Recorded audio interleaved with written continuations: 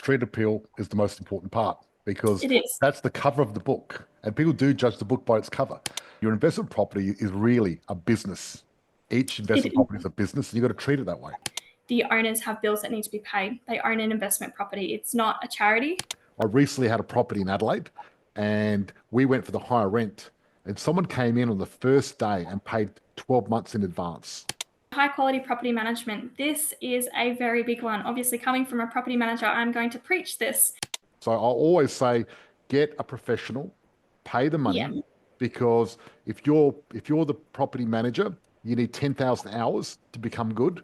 I've had an owner in the past who came to me after he had put tenants in the house and he didn't effectively screen them, and he ended up $20,000 in repairs.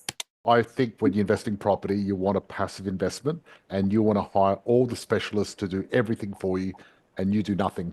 And it is the most stressless situation that they can ever have, because obviously being an investor, it can be quite stressful at times.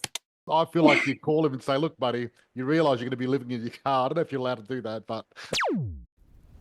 Okay, guys, me and my team are about to go live.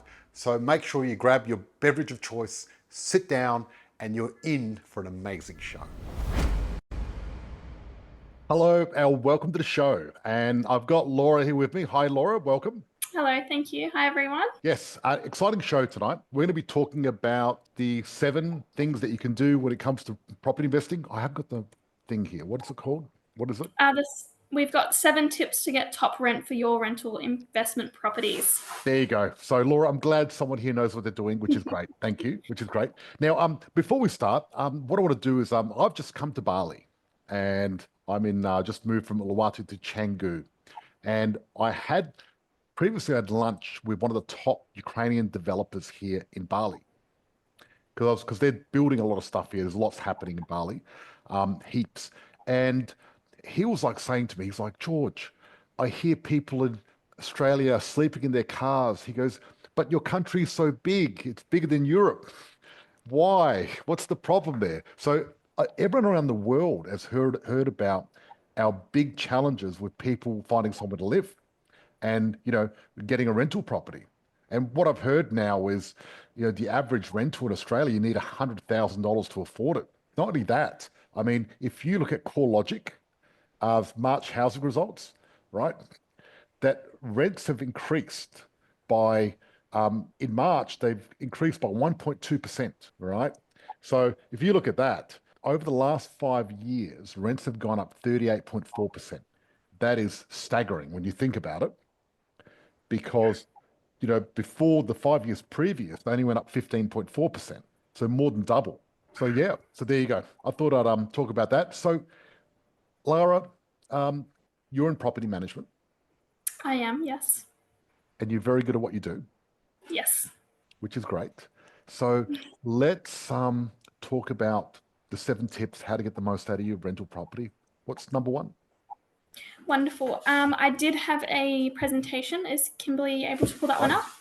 Even better. I love this. This is great. Do you want me to drive, Lara, or do you want to drive? Let me see if I'm able to. If you can, that would be great. Next. Thank you. Perfect. So yes, today we're going to discuss 7 top tips on how to get top rent on your property as an investor, obviously. So we'll go through these in more detail. The first one is going to be property presentation. So how you present your property to the market, because this is the first thing that people see on an online advertisement. So presenting that very well obviously gives people their first indication of potentially what the experience is going to be like, or the property condition itself. The second one is going to be marketing strategy. We'll then jump into our third tip, which is setting a competitive rental price. So obviously this will be in more depth about looking into the current surrounding market of your suburb and surrounding suburbs, similar property attributes and everything like that, and figuring out how you set that competitive rental price to ensure that you're keeping on par with the competitive rental market that, as George said, we are currently experiencing and seeing all across Australia. So 4 is obvious if we need to, and a good tip would be to offer a desirable feature for potential applicants. So something that Australians and or in Queensland and across Australia, look for. 5 is high quality property management. So having that high quality property manager can really help you in securing really good tenants. 6 is showcasing your property's features. So what are the best things about your property as to why someone would want to rent it? And 7 is leveraging seasonal demands as best as you possibly can. Perfect. So property presentation. So this is all about, just like I said, being well presented and making sure that your home is clean. There's no outstanding visual maintenance and defects issues that tenants can see when they inspect your property that may make them feel like it's not ready for them to move into and delay that inquiry coming through to an application for you. So obviously that we don't want to have that happen. So making sure that those inquiry leads can turn into applications and give you the most applications out there so that you actually get to pick which applicant you like or you think is more suitable for your property. Absolutely. So, and I'd say, if we go back to property presentation, I would say that what you're saying about that makes a lot of sense. But not only that, if your property is really clean and tidy with no defects, your tenants will actually maintain it better as well because of the graffiti effect. See, what they find is if someone does graffiti somewhere and you don't get rid of it, then more people do graffiti and it gets worse and worse. And the key to stopping graffiti is get rid of it as soon as you see it. And having a rental property is the same thing. If you allow it to go downhill and have defects, then you're going to get poor quality tenants, but also they're not going to look after the same. Yes, it also makes them have the same attitude as, oh, well, the owners let it be like that, so why do we have to care as much? And that's a big thing as well when it comes to making sure at open home inspections when we're showing people through is the biggest thing people forget about is their lawns and gardens. And making sure that they are well maintained, because that is one big aspect that sort of sets your house out from the neighborhood or makes it fit in with the neighborhood and the surrounding properties on the street to give that street appeal is the biggest. A lot of people do drive past properties before they even attend an open home just to see what it looks like, what the neighborhood's like, if they've got kids, if that's going to suit. So making sure that we can try and, present your property as best as possible at all times is a big thing, because that's the first impression they will ever see of your property. Lara, street appeal is the most important part because It is. that's the cover of the book, and people do judge the book by its cover. And even when selling your home, the most important part you can fix is the street, because when people drive down there, if that looks terrible, they're not going to look inside. No. Yeah, exactly. No, so, yeah. You're exactly right. So, and obviously I know the second point to here is potentially staging. So if you've bought a new property or you've recently built one, there's some things you can do to sort of bring the cost down in terms of staging. There is virtual staging nowadays, which is a great tool. They use it quite a lot in property sales, not so much in rentals. However, staging a rental property virtually or even physically, depending on costs and availability and everything, is a very good tool because it allows you to stage a property and put furniture in there virtually as such, but it also allows people when they're viewing your property to imagine their life in there with their furniture replaced and how big the rooms and the house is in itself based on, the furniture that you've virtually placed in that house. And it gives them a really good feel of they could make that their home. Yeah, Lara, I love that. But let's say you bought a brand new property, and we don't want to spend all the money of getting furniture and things like that, but we still want to add some touches that are easy to do. Is there an easy way of doing this just to make it feel a bit more homely, less sterile? The virtual staging I would, because it is a much cheaper option. You don't have to actually put furniture in the house. You get a professional photographer to come out, do your photos, and they can virtually stage it and literally put virtual furniture in the property, which can help bring that appeal. Anything physical you can put in your property without actually moving all the furniture in? I wouldn't say too much, no. I would probably encourage people to lean more towards the virtual staging with that, just because it's a lot easier to do. And obviously you get professional photos done most of the time anyway. So having that done right off the bat, it means you can also use those virtually staged professional photos down the track when you're looking to secure your second or third tenant, depending on obviously tenancy periods and things like that. Oh, that's a great idea. So you do it once and you can just use it over Yeah. and over again. Yeah. And you might even use it if you want to sell it one day too. Yes, exactly right. Because you've already spent that money and had that done professionally and the right way, and you can use those for multiple occasions for whatever you may need to use them for. So it's a great investment because you can use it over and over. And you're Yes. getting the property, you buy a brand new property, it's the best time to get the photos because it's going to be the best it's ever going to be. Yes. And you can probably get a tax deduction to do it. Yes, you can. It will be a tax deduction based on your rental income because it's something you have spent on an investment property. Excellent. Nice. Thank you, Lara. That's good. Perfect. All right. So marketing strategy is something we'll jump into now. So again, we've touched on this in the previous slide, but professional photography, it does make a very big difference as we've been discussing so far. As George has said, that's people's first impression of your home when they see it, and people do judge the book by its cover. So having those professional photos and not just, iPhone quality photos online, it makes all the difference because they can really take the photos from the best angles to showcase your home as it is and the features that it does have as well. And as it says on the slide is, capturing the best aspects of your property and highlight its greatest features. So professional photos, and again, you can use them ongoing throughout the entire period you own them and potentially sell it as well. They are absolutely amazing and highly suggested to have professional photos done first time round and just continue to use them.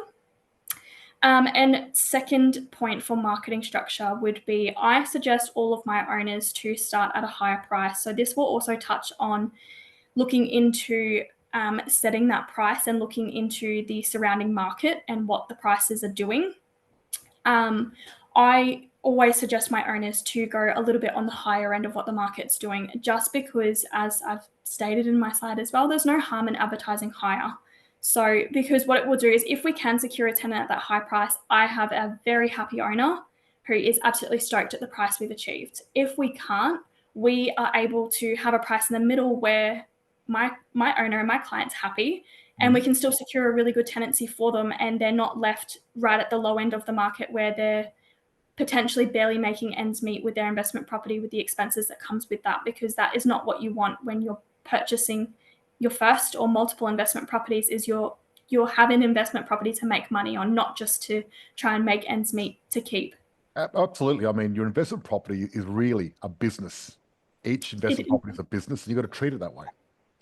Yes. Yeah. And it's funny because sometimes we get people joining our program and they've got a property and they've had it for 10 years and they've got the same tenant and the rent hasn't gone up for 10 years. And they're like, oh, he's such a good tenant. He always pays on time. And I'm like, he's not a good tenant because he's not paying market rent. Yep. Right? Because a good tenant is not only someone that pays on time and looks after your property, but it's someone that also pays market rent. If they're not paying market rent, they're not really a great tenant, unfortunately. You know what I mean? And yeah, I mean, sometimes, some people get emotional about things and, do the emotional part, but it is a business. It is, yeah. And I think that's the biggest thing that I take up on when I do lease renewals, most definitely, especially when you have tenants that are trying to negotiate and say, oh, but we're really good tenants. And yes, I understand that. But at the end of the day, the owners have bills that need to be paid. They own an investment property. It's not a charity, unfortunately. And we just negotiate in between to keep all parties happy. And if that owner is very happy with that tenant, we may, again, we do the same thing when it comes to lease renewals, is looking at what the market's doing. We may just go in the middle. We may not try to go higher. We may just go in the middle and offer them the middle section of that market rent. So we keep the tenants happy because it's not the highest, it's not the lowest, and the owners are still happy because they are getting market rent with really good tenants they've continued to secure for potentially multiple years. Yeah, absolutely. I think having loyalty is good. It's great. Yes. And you look like you're a very good negotiator. Are you good at negotiating? Yeah. Yes.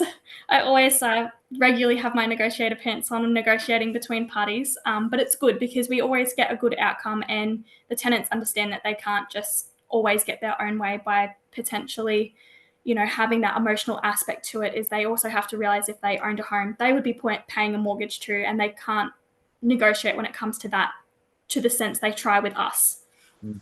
Excellent. Perfect. Okay, so setting a competitive rental market price. So researching market trends. So if you have a good property manager, we do this for you. We also do like it when our owners do their own research and come back to us with questions and concerns, because we know that you guys are getting educated about it, you're engaged in it, and it opens up that discussion of, oh, can we try this higher price, Lara? Yeah, of course we can. Why not?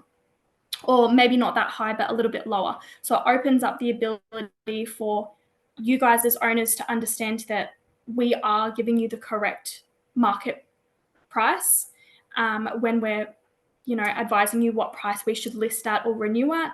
And you have that ability to go and check that yourself on websites such as realestate.com or Domain, and even RP data as well, to get those market monthly recaps and see how it's changed and what's going on. Which really helps sort of everyone agree on that price to set to.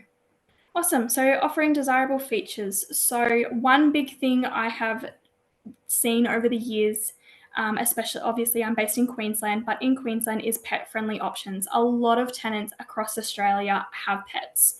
So if your property can accommodate pets, advertise it as pet-friendly. It can open up a larger pool of tenants. You then have less people inquiring before applying, going, hey, can I have pets there? Or not applying because they think they can't. So if you can accommodate pets, it is one of the best things you can do to post that on the ad to say it is a pet-friendly complex or it's a pet-friendly property, because it does open up that larger pool of tenants that are looking for houses. Yep. Now, as I understand it, after COVID, there was a change to law when it comes to pets. Yes, there was. In Queensland, yes. Yep. So I think you have to accept pets in Queensland, don't you, now? Technically, yes. There are certain reasons that you can decline based on pets, but it is very, very restricted as to what those are.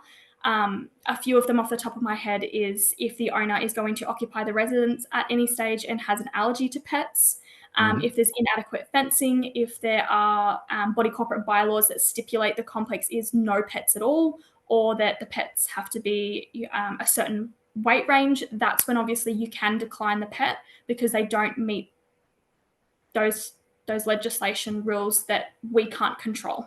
Yeah, I was wondering about the strata because a lot of stratas don't allow pets. So I was wondering how Yes. that law is going to affect the rental. But obviously, strata laws, you can't circumvent them just because of the rental laws. Is that right?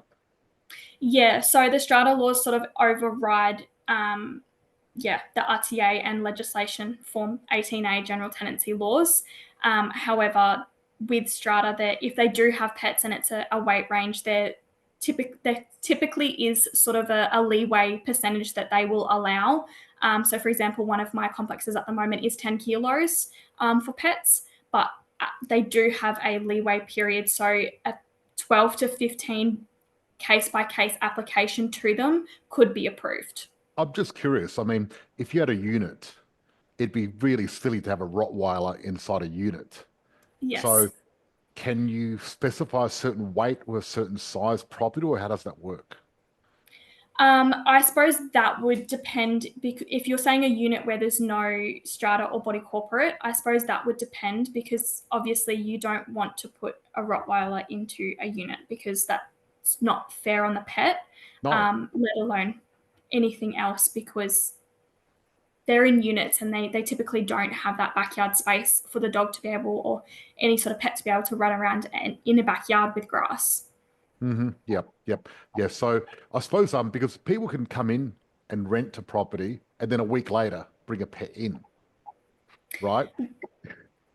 Yes. Yeah, yes and no. So they can apply to get a pet application. So in Queensland, if they don't get a response in 14 days, it's automatically approved. Yep. And if that's when it comes into play, what the legislation has now changed in regards to pet as to why you can or can't decline them. So one of them can be obviously if they have too many pets under that city council and they need a permit for it, we can decline that and say, no, look, unfortunately, you're over that pet limit, or the property isn't suitable in terms of size, or there's inadequate fencing. The owner wants to Lara, occupy it. so if we had a crazy cat lady with 30 cats, you can say no, right? Yeah, Yes. most definitely you can, because that goes against the the council regulations for pets as well. Because I'm almost thinking it's better to be upfront and be pet friendly. Better the better devil you know. So then you know what pet they've got instead of them coming in and then bringing a pet in. Because then Yes. you can pre-frame things, and if someone's got a big dog, you can sort of say it's not because of the pet, but you just don't get them don't give them the thing. 'Cause Yeah. you can't say no because of a pet, but obviously you Yes. can be discriminate with who you let in. Yes, yeah. So it's very, it can be very tricky and a fine line to walk for property managers in terms of pets and applications. And basically, what we do is if we do have applications with pets or owners that say, look, I really prefer not to have a pet, or I really prefer to have an outdoor only dog or just cats, is we will present them with multiple applications. And then if an applicant that gets declined that has a pet that's outside of what the owner was happy with, is we just say, look, unfortunately, we provided the owner with multiple applicants and they chose someone else that they preferred. That way, it doesn't leave us on the end of going through any Litigation complaint with or RTA. something. Exactly right. Yep. Yeah, Okay, exactly right. excellent. Thanks for explaining that. I appreciate that. That's okay. And then the last one I've got on that slide. Oh, Yep. we've Go just- back. Let it finish. Perfect. Is just incentives. So if we're in a market that's quite slow, and we have seen it happen, and again that will touch on looking at the periods of when to try and lease your property. Obviously, that depends on so many things and can sometimes be out of your control. But in this aspect, it could be offering a week's free rent to entice renters. So if we're having a slow market or we're not seeing great applicants come through, it could be putting up a week's free rent. It could also be in a competitive market where we're really trying to find that one good tenant that is going to be potentially long-term, if that's what the owner's after, is offering an incentive like that to them. And I have had an owner do that in the past. They actually offered the 3 of their tenants for their investment properties a week's free rent at Christmas. Yep, I think it's a great idea. In this sort of market, you probably don't need it because it's very tight. But I remember when we were doing properties, probably back in 2010, you need to do that to really get the rental first, because I'd much rather give 1 week away and get my full rental price than reduce my rent and then wait. Because if you wait a couple of extra weeks, your price has been reduced anyway because of the amount it is. So you really want to get that tenant in quick. And I like what you say, 4 to 7 days, you put in the higher price, with caveats, of course, because, if you've got, 20 properties hitting the market at the same time, you probably want to be a bit more competitive. But if you're the only one at that time, then you can put your price up higher and try to fish for a higher amount. Funny enough, I recently had a property in Adelaide and we went for the higher rent, and someone came in on the first day and paid 12 months in advance with the higher rent. Yeah. I was pretty happy with that. Yeah. And again, it just goes to show, obviously, and that comes into play of what the market's doing at the moment, and how much is out there, if it's competitive, if it's not, and how quickly that can happen. And there's a lot of situations like yours, George, that where owners have had that happen as well. It may not be 1 day, it may be 3, but they've experienced similar things like that, which is amazing because they feel so grateful that we've achieved that really high price that they may have thought in the back of their head, no, she's crazy, we're not going to get that price for it. And we do. Yep. Excellent. Perfect. So high quality property management. This is a very big one. Obviously, coming from a property manager, I'm going to preach this. But we do really help when it comes to finding you a tenant. So one of the big things is tenant screening. So we're finding quality tenants.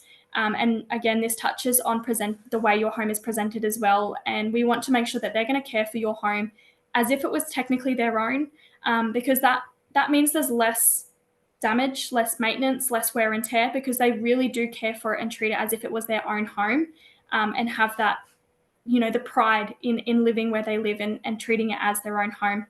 So effective tenant screening, it can help avoid long-term damage and ensure your rental income is secure as well. So screening them to make sure that they haven't been blacklisted on databases such as Ticker, which is used in Australia and New Zealand, just really helps to make sure that we are checking that they have never defaulted through another agency or with a private landlord as well. And then they don't owe money to anyone. They haven't been through court. They haven't got bankruptcy records, anything like that. It really helps. We have the access to be able to do that, to make sure we're doing all those checks to really eliminate any rent arrears issues and any sort of damage happening to your property by having a tenant in there. When it comes to screening tenants and managing a property, Yes. it's very important to have someone that's got experience. Yes. Because I've seen people rent their own property out, and invariably they totally stuff it up, and they're trying to save a percentage, but they're actually cost themselves a lot more money. I haven't seen anyone that has actually maximized their rental and made more money by doing it themselves. You always make more money having a professional doing it for you. But it's also, when you screen tenants, you know if they're bullshitting because you screen them every day, every year. Where if you've got a couple of properties, you don't have the experience to know who's good and who's bad.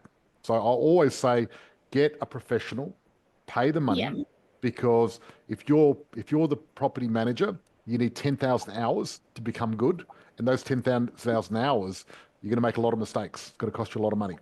And having the wrong tenant is a nightmare and can be very bad. And they're hard to get rid of, the tenancy laws in Australia.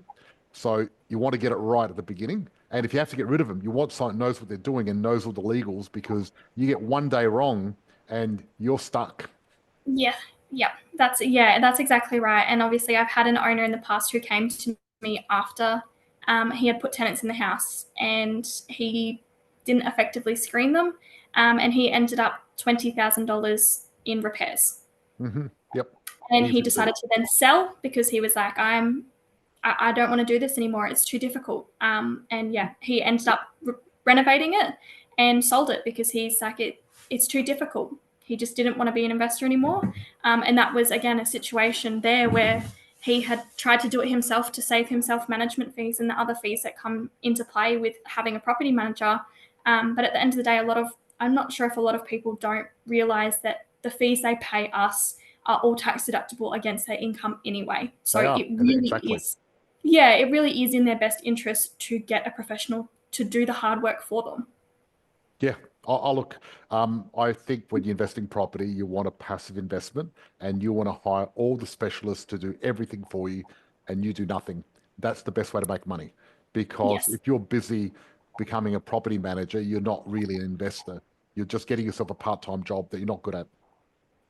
Yes. And that's exactly, I suppose, the best thing. And one of the biggest things I've taken on board as being a property manager is taking that stress away from my owners and new incoming owners that come across to me as well, so that they can sit back and relax and just get the emails and the updates from me, and that's it. They get their money paid into their account. They don't have to worry about anything. They don't have to stress. It is all under control and handled, and it is the most stressless situation that they can ever have, because obviously being an investor, it can be quite stressful at times. So having that quality property manager behind you, backing you, really does help in those or any situation, really, as it most likely is one of your biggest investments that you've purchased as well. And then obviously responsive communication. So a reliable property manager is very responsive. So you want to make sure that your property manager is responsive to your potential tenants, which includes inquiries and applications, to keep the rental process smooth and as quick as possible, really, to just get that all finalized and done with. So you know at the end of the day, you've got a secured tenant very quickly, but they've done that whole process really well, and you're satisfied with the tenants that you've approved, and you have that great experience going through, because there's nothing worse than having your property sit on the market for weeks and weeks and weeks, to find out that you move it to another agency potentially, and they rent it within the first 7 days, and it turns out that you've just sat there and not had rental income coming in because your property manager wasn't responsive to those inquiries, and they weren't holding the open homes and getting people through and really, going through those applications as quickly as they can to get them through to you and process them. Awesome. So showcase your property's features. We have touched on this before. So appeal to the Queensland lifestyle or Australian lifestyle, depending where you guys are based, by showcasing the outdoor living. That is a big thing for Australia as well. is really showcasing that outdoor living. No matter if it's a townhouse and it's quite small or you're in a unit, it can even be that community feel as well. A lot of people are super, invested in trying to find a suburb or a house or a complex that has that community feeling where their kids can hang out with the neighbors' kids and play outside, and everyone just gets along really well and has that community spirit about them. I know a lot of you guys will have new properties, but ensuring or upgrade your property's outdoor areas such as balcony courtyards and highlight these in the online listing. So if they do become a little bit outdated or worn or worse for wear, is just making sure that you're either returfing or landscaping and just making sure those areas are appealing to look at and be outside with, just to make those things really appealing to those tenants that are, a lot of people look for that outdoor living and being able to entertain or have their friends outside in that outdoor space and just really enjoy outside and the fresh air and the nice outdoor living experience. And then the final one will just be adding value. So with low cost landscaping and easy management. So potential tenants, they don't want to spend hours and hours on lawn care. They really don't. That's the last thing they want to do. So making sure that anything, and obviously as in new builds we're seeing quite often, it's very low maintenance, low cost, and just easy to manage. And that is a really good thing because it allows them to have that space but really easily maintain it. And it also allows or ensures for the owners that they're not going to have really overgrown poor areas when it comes to sort of their outside landscaping or outdoor living areas as well. All right, perfect. So leverage seasonal demand as well. So timing is key. I understand, obviously, sometimes this is completely out of your control, but it is a good thing if you can try and make it fall into periods where it's going to be less competitive to help you get that higher price as well. So rental demands fluctuate seasonally in Queensland as well as all the other states in Australia. So the busiest time for tenants finding a new home is prior to school term starting. So it could be any school term, typically around summer, as well as people are wanting to relocate. It is usually the easiest time to move. They can get settled in before school starts back for the new year as well. So after the post-Christmas period is one of the best times to try and put your property on the market to secure those tenants. And again, the slowest time is Christmas, as a lot of people they're on holidays. They're not interested in moving. That's the last thing they want to think about. And same as obviously current tenants wanting to vacate. It's the last thing they want to do when you're coming into Christmas holidays and end of school as well. They don't want to have to deal with that or think about it at all. So really leveraging. Yeah, really leveraging. That's happened to me. I've actually had a settlement just before Christmas, and I was hearing crickets. No one was wanting to rent it, so I had to wait till the new year, which was a bit of annoying, but that's what happens sometimes. Yeah, and it most definitely does. But I think that's the biggest thing to try and think about as well, is if that does happen, is you may be better off not listing over Christmas and just letting it sit. And then obviously getting everything done to make sure that you're presenting it as best as possible. And first thing on the new year is just list that and get it right up there, get it out, make sure your property manager's got those open homes scheduled, responding to those inquiries, and really trying to pump everyone through that's interested so that we can hit the market really hard in that best sort of time period to find you a tenant as quickly as possible. Yeah, excellent. So that's the 7 tips, Lara. That is. Okay, I've got a bonus tip. I thought I'd jump in with a bonus tip. One thing I'd like to touch on is landlord insurance. Yes. Yes. Yep. How do you get the right landlord insurance? Do you recommend it? What do you suggest? Okay, so to you guys, I can. To my own clients, I cannot. As a property manager, I legally cannot recommend who to go through. Yeah. I know Billy from Positive Property has been working very hard with owners that we're both working with at the moment for complexes, and she's recommended some great people to go through. So depending on your situation as well, there are different types. So you've got your landlord insurance, I suppose subtypes I would say, is your overall landlord insurance. And then you've also got landlord insurance for strata complexes, which is where you've got your body corporates, because they do differ, because typically your body corporates pay or have the overall building insurance policy as well. So your landlord insurance will be a little bit different. And you've got to make sure that the company you're going through does offer landlord insurance for strata complexes if you do have a strata property. Okay. So the ones I have dealt with in the past that have been very, very good to deal with is Terry Shear. Yep.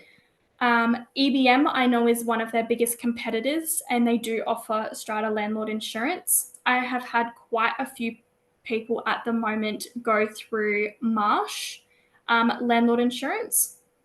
And then you've always got your odd ones, or your most common known insurance companies like Allianz, Combank, which is now not through them directly, it's through Hollards. You've got, I'm pretty sure Amy does it. You've got quite a very broad aspect of what they cover. The biggest thing to remember with landlord insurance is really, when you're getting your pricing or your quotes in, is just comparing what they cover and how much your excess Comparing is. apples for apples, not apples for oranges. That's all. Yes. Because Yeah. they vary in different ways. Yes, they do. And the biggest thing for landlord insurance is literally that, is just comparing what they're covering you for. And obviously the basic standards, they do cover your loss of rent, and they do cover lock changes and things like that. And obviously then your building insurance covers the rest of the things they need to. But one of the biggest thing that's sort of changed recently with landlord insurance is accidental damage and malicious damage. So a lot of policies don't come with accidental damage, which is where a tenant has accidentally damaged your property. They may have moved their fridge out and they have accidentally damaged the wall. However, they typically come with malicious damage, but the biggest thing we have seen is that trying to prove to your insurance company that a tenant has maliciously damaged the property, it's almost impossible to do unless they physically have maliciously damaged it and we have police reports for an incident that has occurred. So having accidental damage, one of the best things you can do, because you can always fall back on it if you need it. And then obviously your loss of rent as well, for the various aspects that they will cover you for loss of rent. Okay, the biggest takeaway, make sure you get accidental damage. That way you're covered, because there's a lot of sneaky insurance companies out there that will Yes. say malicious, and the reason they do that is because then they can not pay you. I know those insurance companies don't like paying out. They don't like it at all. Yeah. No, they exactly. really don't. But yeah, doing your research about insurance companies is a good thing. Sometimes Google reviews is not the best way to do it. Asking in community chats or investor chats, such as potentially the one that George has running on Facebook as well, to see what people's past experiences are, because you're really going to open up to see if someone is giving them a bad review because maybe they didn't get paid out on something, and that may have been due to their policy not being what it should have been. And then you'll have the owners in there that go, yeah, we used, whoever it was, and they were absolutely amazing. They paid out, they assessed very quickly, all of those sort of things. So actually reaching out to other investors through things like that or platforms like that can guide you in the right direction of pushing you or to think who you want to go with over someone else after you've sort of compared quotes and pricing and what they cover as well. Okay, excellent. Let's do some Q&A. Let's do it. Okay, Dave Huggins said, I have had issues with tenant paying rent. He pays it just before deadline. Okay, so that is tricky, because technically as a property manager, we cannot request them to pay rent unless they are in arrears. That would be a situation where you would have to explain to them that it may negatively impact their rental history because they are almost consistently behind, or they're just paying one day in front. So to ensure that they can get back up a little bit further is suggesting to them, we cannot tell them, but suggesting to them that they might pay an additional amount next week plus their weekly rent to try and get them a few days in front. That way, if there is a banking delay, they're not going to be in arrears, and it helps them in the future with their rental history, because banks do start looking at tenants' rental history when you're going to buy a property as well. So it does affect them more than what they think. Lara, Yeah. I like that. Hey, Lara, sorry, just to elaborate on that quickly. So what he's had is he had 2 notices to vacate, and as you know, there's a deadline to that. Yes. And what he will do is he'll hang off until that deadline and pay it just before it. And then apparently there's a process where he's got 5 notices to vacate before you can actually move to the next step. So it's actually a very timely process to try and move them on. But he knows this, he knows the system and he's playing it. Yep. Well, Okay. good luck getting another rental property once he leaves yours. Yeah. And Right. He's gonna be living in his car. That's what. Good. I feel like you call him and say, "Look, buddy, you realize you're going to be living in your car." I don't know if you're allowed to do that, but yeah. So obviously, in that situation, he knows what he's doing, which is a real shame. But just essentially playing the game with him and following that process to what needs to be done. If his lease is coming up shortly, do not renew it. I would suggest just kick him out as soon as you possibly can and find another tenant who isn't going to do that. Because at the end of the day, not only does it affect you and potentially the mortgage you need to pay and bills you need to pay, it's going to affect him long term as well, because an agency is not going to want to rent to him again, knowing that he's just playing the system and he's just being in arrears all the time. yeah. Okay. Awesome. Thank you. That's No worries. okay. Adam Bella said, a brand new property. Could this be a good enough excuse about pets? What are the limit of pets? Okay. Is this a specific Queensland question? Yep. Do we know? Yep. It I is? think so. Adam, was Okay. it Queensland? Not. Well, it's yes. really just generally a brand new property anywhere. Like, Yep, can you okay. say to them, because it's a brand new property, I don't really want to have pets in there. Can you say that? No. In Queensland, Wow. most definitely not. It does Yes. depend state to state. So I know obviously in Victoria, you can get pet bonds. However, Queensland, you are not legally allowed to do that. So that's where it really comes into play of which state you're in as to which legislation is applicable, and what that legislation really states. But as a general rule, no. However, if you are provided multiple applications, you can pick one that doesn't. But you may also run the risk, as George was saying before, that a week or 6 months down the track or 12 months down the track, the tenant goes, "Oh, I want to get a pet now," and they request to have a pet. So the good thing, though, is obviously in Victoria, they have pet bonds, which is the extra on top of your 4 weeks worth of rent as a bond to cover any pet damage caused at the property. In Queensland, we don't have a pet bond, but our general tenancy agreements, the specific legislation in there for a tenant is if they have a pet, they are required to complete a pest control and vacate. They're required to do professional carpet cleaning. And any damage caused, they are held legally liable for. So if they don't pay the invoice, we take it from their bond. If it is above their bond, we take them to QCAT and go to court for it. And they are typically paid out by the adjudicator, usually at all times, because it's very evident that the dog has, chewed the aircon line or completely destroyed the backyard, because no one else is going to go and chew an aircon line, if that makes sense. Like, it's very evident that it was a pet. So there's always ways that we can rectify any damages that are to occur and make sure things are done properly. And obviously, if they're not providing that, carpet cleaning or pest control and vacate, we ask them for it. If they don't supply it and take it from their bond, they have to pay for it, because that is part of the agreement that they agreed to while having a pet at a rental property. Yes, that's great, Lara. Thank you. Thanks, Thanks, Adam. Okay. So why do agents let tenants get away with ruining the house and the garden? Oh, someone has obviously not had a great experience here, but that's a hard one to answer. But I don't know, because I wouldn't let a tenant get away with doing so, because obviously we conduct our routine inspections, and part of the landlord insurance as well, touching back on that, is generally it's typical a minimum of 2 per year. So every 6 months is required. Otherwise, your insurance won't pay out on. So typically they're done every 12 to 16 weeks in Queensland, and pretty much I think it's all states across Queensland as well, across Australia as well. And if a tenant is not keeping a property up to standard, they can get breached. Excellent. So, Thanks for sharing. Now, look, what we're going to do now is we're going to cut off our live stream. Everyone on our live, thank you for joining us. We've got a few other questions. We're going to dive a little bit deeper with our members.